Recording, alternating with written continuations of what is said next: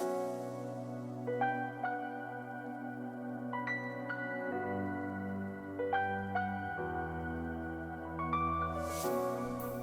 friends, Jenkins here, bringing you another demonetized Dota 2 video on behalf of Dota Alchemy, and in this video we're going to be covering E.G. Fly versus Alliance. He was playing 5-role Oracle and did a lot of things to win the lane, of course, and we're going to take a look at those in a bit of a replay analysis. So without further ado, let's get into the replay. So in terms of starting items, Fly starts with a bunch of regen, clarity, and then a sentry ward, 6 tangos, 1 healing salve, and he pooled 2 of the tangos to the mid laner, Sumail and Viper, which of course is what you have to do as a 5-role, because a 4-role can't do it with the items that they need to buy. And he has the clarity because this hero Oracle now has 120 damage for 75 mana cost, and it's very effective to just spam this Fortune's End purely for the damage, and having the clarity is going to let him sit in the trees and clarity and just spam this off cooldown. Any hero who has like a semi-long cooldown ability that's really what they want to be harassing with, you can buy clarity instead of mangoes, because you're going to be sitting in the trees waiting for this thing to come off cooldown anyway, and you only really want to trade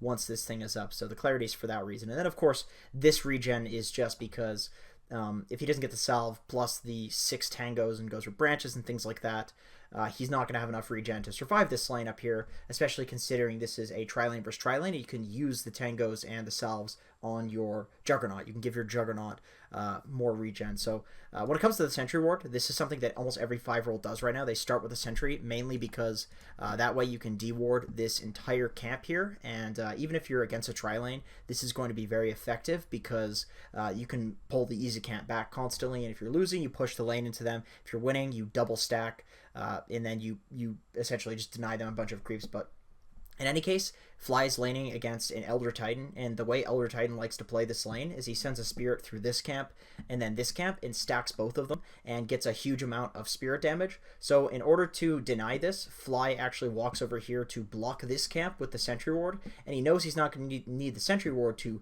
deward this camp because an Elder Titan is not going to ward that camp. And they were fighting over here, and they saw that they didn't run over here and ward it. And in any case, he could probably just wait for it to spawn and check. But it doesn't matter because he wants to block this camp. But we can see he walks up and places the sentry ward, blocking. This is in the range of the camp. And then he turns the other way because he doesn't think anything is going to come of this sentry ward. And then he sees, oh my goodness, I got a D-ward. This is very nice, very lucky. 100 gold, a little bit of tango, extra tango regen. Not that it really matters. Then he says, okay, like you can kind of tell that he wasn't really expecting to get that D ward. More so, he was just blocking because it's an Elder Titan lane and it's a tri lane. Generally, if there's a tri lane versus tri lane and they're aggro-trilane and you block the hard camp, that limits a lot of their ability to lane. If the creep wave is pushed up here and they can't pull it back and you're winning, it can really hurt them, and then they don't have any recourse action to do because the other lanes, if they go to the other lanes, they're going to be so underleveled they'll get destroyed, and then the hero that comes up here will lose to the defensive tri-lane as well.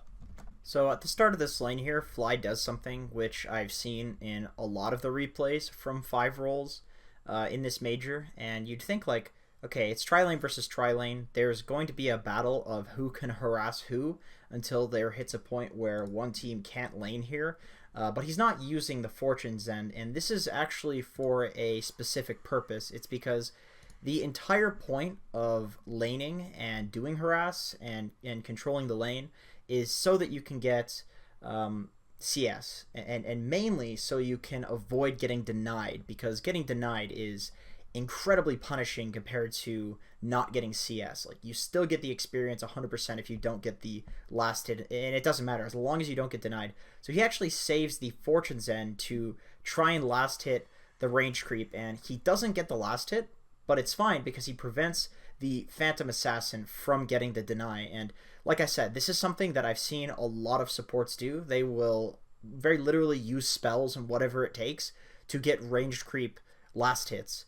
Especially if you're like a safe lane support, because it's very likely that if the other range creep is over here, then you're going to get the deny on that, and then if you prevent them from denying yours, that gives you an experience advantage. And if you get level 2 before the enemy team gets level 2, you will absolutely obliterate them in a tri-lane versus tri-lane scenario.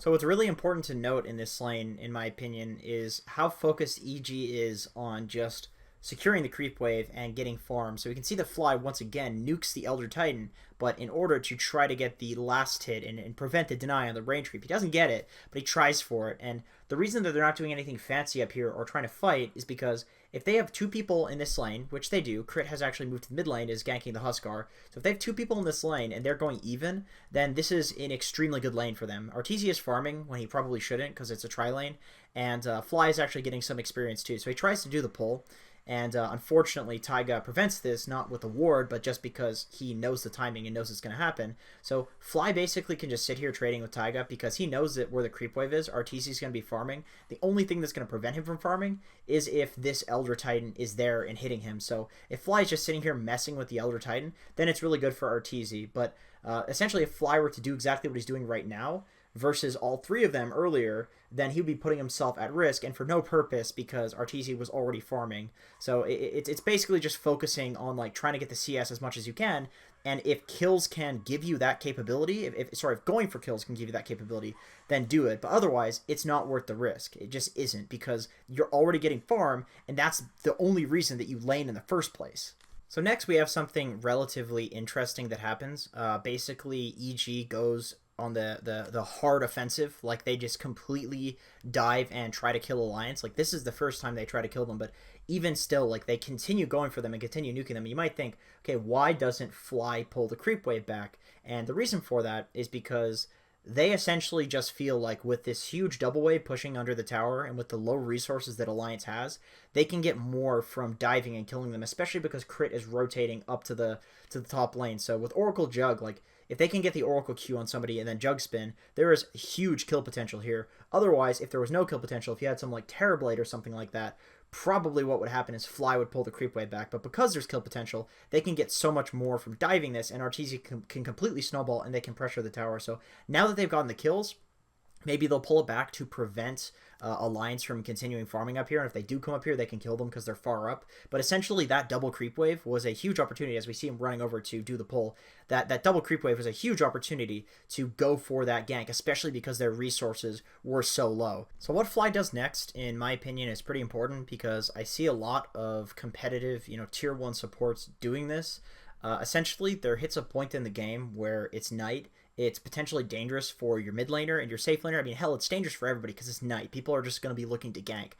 So essentially, you need to get wards down. And that's why the first two items that you should purchase as a 5-role support are almost always going to be these observer wards. After some like laning items, like the magic stick, of course, is really good because he's versus a tri-lane and a PA and so forth. But buys the wards.